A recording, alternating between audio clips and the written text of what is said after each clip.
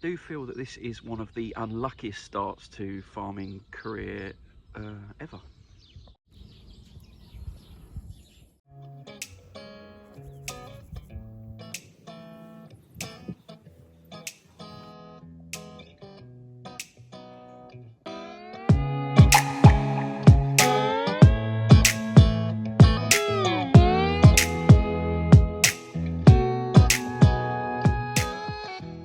Welcome back to my channel. I am Alex and this is the Essex Allotment Farm.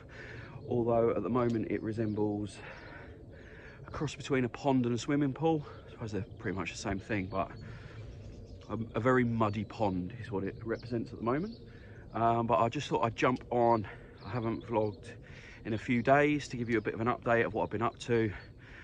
As you can probably tell by my tone and my moaning, which is becoming a theme this autumn, it's been ridiculously wet again the last few days, so I haven't done too much in the field. I'm now having to make some provisions to try and stop my garlic from rotting. And I've been doing a lot of stuff on behind the scenes, so I'll crack on with this mulching with the straw and explain to you what I've been up to. The last thing I'm going to say on the weather is that, just give you a bit of an indication, and then I'm going to stop moaning about it and it's going to be positive on this video, is that this was only dug less than 2 weeks ago. It's not been lined with anything. Yes, I know the soil is very clayey when you get down that far, so it's not got anywhere to run, but that's just natural rainwater that's filled maybe a 10-foot pond, or about 3/4 of the way up already in 2 weeks. It's just utter madness. I mean, I'm no expert when it comes to building ponds and stuff like that, but that's quick. I'm sure that's quick.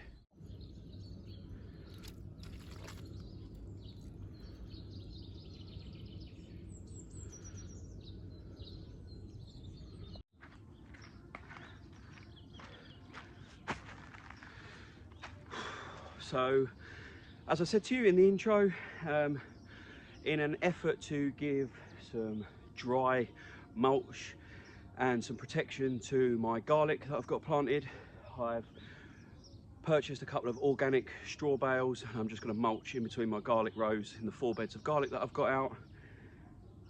I don't know if it's too late, I don't know how much good this is going to do, but it just makes me feel like I'm doing something to help protect sort of my first investment on the farm. You know, I spent 60-70 quid on the garlic that's in the ground, or 1,900 bulbs, and I feel like at the moment I'm just accepting that it's going to be soaking wet and there's a possibility that they're going to rot despite my best efforts. So I'm going to chuck some mulch down anyway. You know, it does tend to, the original plan was that I was going to, yesterday was a beautiful sunny brilliant day, and that I was going to come up here first thing this morning after it had, you know, the surface had time to dry, and you know, it really was warm and the temperature had picked up. But then it rained again overnight, so yeah, the surface got wet again. So that is what it is. Like I said, I'm going to try and stay positive. I'm going to put some mulch down. It will help dry the surface a little bit maybe, or soak up some of the moisture, I don't know, regulate the temperatures at the very least. So I'm going to straw mulch my garlic beds.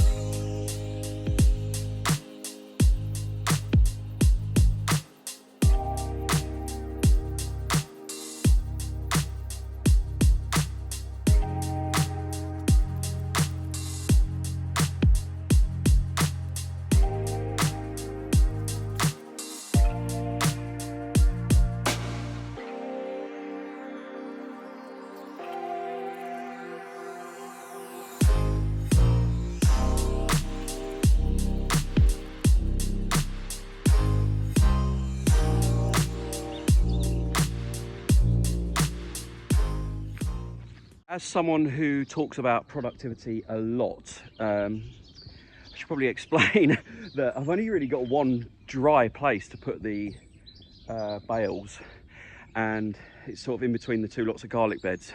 So that's why I'm walking down there with a handful and coming back with nothing, and walking up and down, up and down, up and down. Just purely because I've only got one dry place that isn't a puddle effectively around these garlic beds to put the straw bale. So yeah, it's not the most productive job in the world, but I can't get on with anything else other than this. So I'm going to carry on and finish this bed.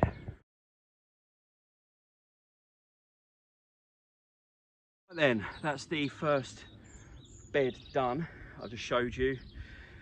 I'm doing that and my brain's ticking away like it always does, second guessing what I'm doing because I'm new to farming, and you know, thinking about all sorts, but I'm fairly confident that that will help. It's certainly not going to hinder it in any way. The shoots, the green shoots are tall enough to be above the level of the straw now, and it just puts some more organic carbon based material in the beds as a bare minimum. If it's going to help with the moisture or the rain or anything like that, time will tell. I don't know if we'll ever know, but it's better than doing nothing, and it's certainly making me feel a lot better about doing something. You might be screaming, why don't you just cover them? I think we're beyond that point now. I don't want to trap the moisture in there. I want to give it the best opportunity to dry out. And so I might try that once we've had a spell of sunny weather. I need the wind to get in there because it's the only thing that's going to really dry it at the moment. Anyway, what's really, really stupid, and this is how my mind works, is I'm literally clutching to a Jurassic Park quote at the moment. And to be fair to me, I'm not completely crazy. I do quote this quite a lot when I'm talking about starting out growing, and you know, it's really hard to completely have a crop failure because plants want to grow. I can't get out of my head at the moment when Jeff Goldblum says in the first Jurassic Park, life finds a way. Simply saying that life finds a way. And isn't it a scary thought that I'm clinging on to a quote from a completely crazy concept in a movie? I mean, he was talking about dinosaurs, for God's sake, and not just dinosaurs in their purest sense of the form, recreated dinosaurs through dino DNA. I've lost it. This farming stuff's sending me mad. You're now getting a real in-depth look into my mind, because now I'm doing the second bed and I'm walking up and down thinking, should I put that in the vlog? Shouldn't I put that in the vlog? So who knows? If you're listening to this now, thanks for sticking this far. Pretty much just my ramblings, but in a few minutes we'll be back in the shed when I finish this job, and I'll talk to you about some of the really great stuff that's been happening in the last few days. Right, just having a little couple of minutes. Brought the second hay bale over from the car, which is all the way over there.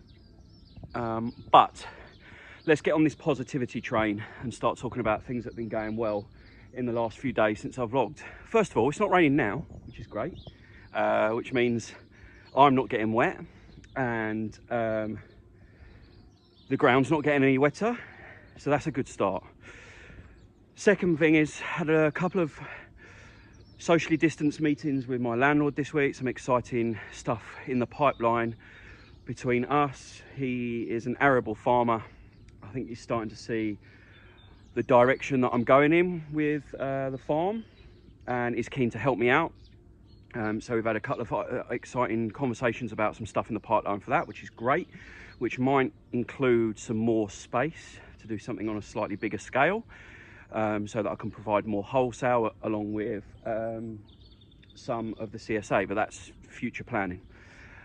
Next is sign-ups, going really, really, really well.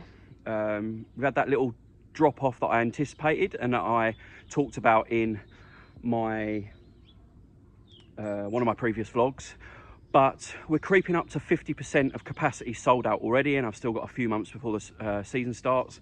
I haven't started any campaigning, or you know, like I haven't even got signs up in the drop-off points yet. Everything I've done so far is either in Roxwell, existing members rejoining, and some social media stuff, so that's a real positive.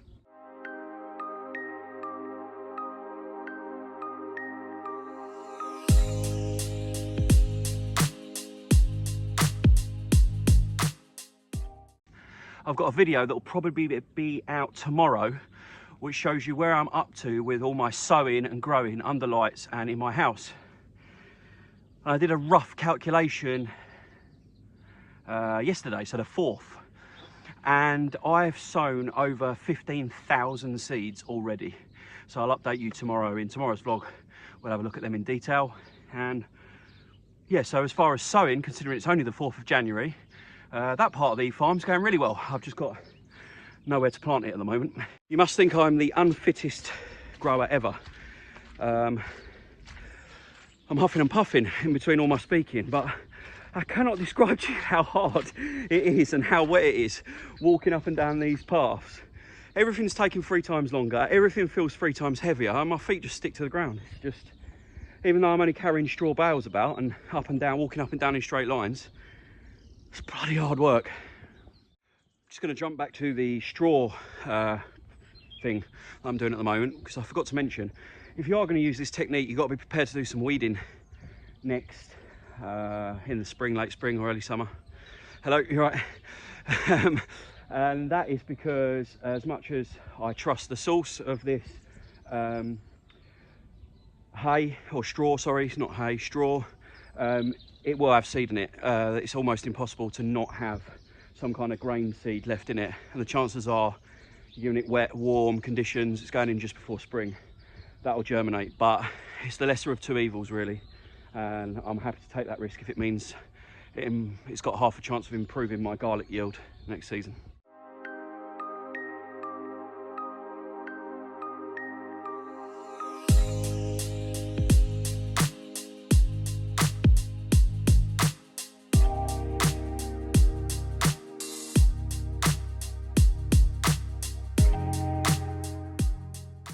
Right, that's it for today's vlog. Sorry it's been a little bit downbeat. I've been watching some of the videos back, just stood in my shed having a cup of tea, and it does seem a little bit depressing. So if you have stuck with it, tomorrow will be a lot more enjoyable, I promise you. We'll be looking at new life and seeds and germinating seeds and all things that are great. So thanks for watching. Hit the like button if you enjoyed it, and I'll see you tomorrow.